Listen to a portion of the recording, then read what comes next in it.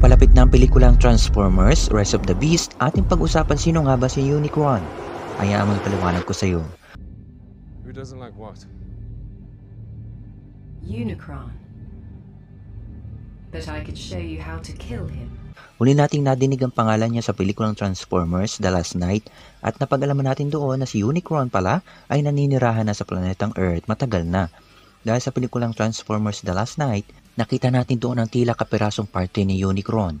Si Unicron ay isa sa mga malaking kalaban ng planetang Cybertron at ilang beses nang tumulong si Quintessa para hindi matuloy ang pagwasak ni Unicron sa planetang Cybertron. At sa Transformers movie, makikita natin doon si Unicron na isang malaking planeta na nagiging malaking Transformer. Si Unicron ay isa lamang sa dalawang bathala sa Transformers franchise. Siya ay binuo ng tinatawag na The One. Para maglakbay sa kalawakan, hinati ng The One si Unicron sa dalawa at nagkaroon siya ng kapatid na si Primus na naging katunggali niya. Si Primus ay siyang gumawa ng lahat ng Transformers, kabilang na dyan ang mga Autobots at Decepticons. Dahil sa inggit at galit, bumaliktad si Unicron at hangad niya ay gulo at pagwasak. At siyang kaaway ng mga Autobots at Decepticons.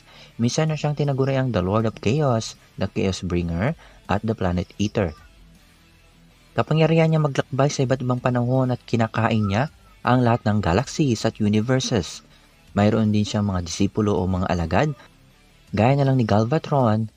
At sa pelikulang Transformers Rise of the Beast, alagad din niya si Scourge. Para talunin si Unicron, sinakripisyo ni Primus ang sarili niya at ginawa siyang planeta. At si Primus ay naging planetang Cybertron.